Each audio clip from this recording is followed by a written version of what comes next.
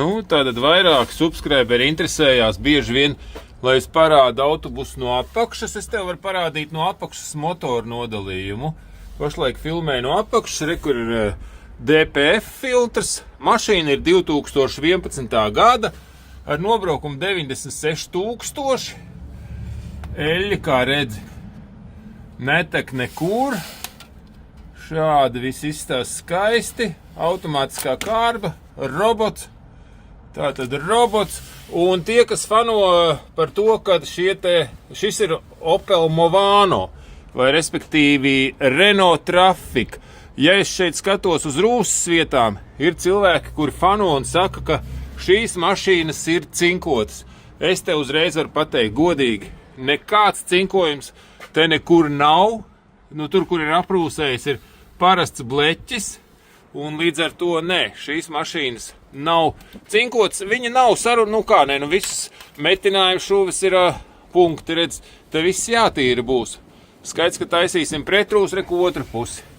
Šādi motors nenosulojies, tur pie turbīnas bišķīt mikroskopisks tāds, un tas arī viss, ko es te palīdu apakšā, reku man ir uztaisīta, man bija agrāk invalīdu transports, tāpēc te daudz visādas šādas te lietas, te ir pārtaisīts par parasto pasažieru busiņu, bet kur ir elektroniskā rokas bremze, un es šeit uzlikt gribu parasto raustāmo.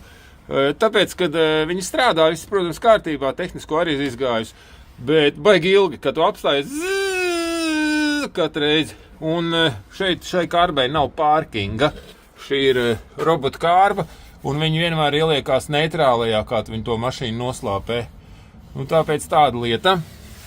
Uzlikšu parasto roceni. Reku man ir arī kaut kāds Webasto autonoma apsilde.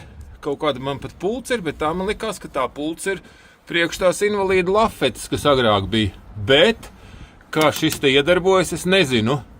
Būs jāeksperimentē, jāiet pa vadiem un jāskatās, kur tad viņš tur ir pievienots. Lūk, šāds automobīls.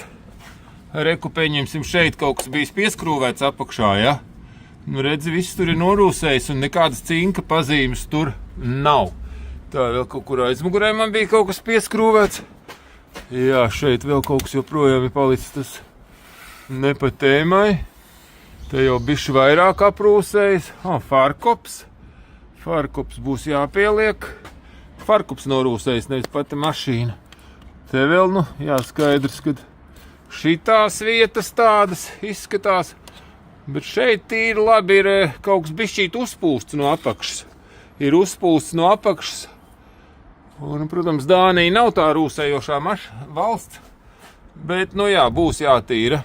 Būs jātīra, viss apakš būs jātīra. Vakar būs jāņem nost. Lūk, šādi izstās sliekšņi. Tā, kā lai parāda, haotiski. Šitā izstās sliekšņi. Sliekšņi izstās diezgan labi, vai ne? Tikai dažas rūsas pazīmītas. Kur mīšs stiprinājums, tas gan ir norūsējis. Šitas ir norūsējis, acīm redzot, tur vienkārši lido virsū kaut kas varbūt. No priekšējiem riteņiem. Šeit lido virsū. Tā. Un redz, šitā izskatās šādi sliekšņi. Tā, izskatās ok. Izpūtējis Webasto. Šādi izskatās mans jaunais bus no apakšas, Langeroni. Te arī diezgan daudz rūsas ir. Rūsas ir. Tā kā es teiktu, vai vajag pirkt šādu te Opel Movano vai Renault Master. Es teiktu, ka jā, šādu vajag pirkt. Vienīgi jūs viņu neatradīsiet tādiem maziem nobraukumiem. Pasties te iekšpusē viss ķeriļņiks, jā. Tā jā, un pusrāms šādi izskatās. Pusrāms vēl būs braucošs. Pusrāms būs braucošs. Kādu laiciņu. Kā bija skaisti? Taisīsim šo mašīnu, protams, taisīsim.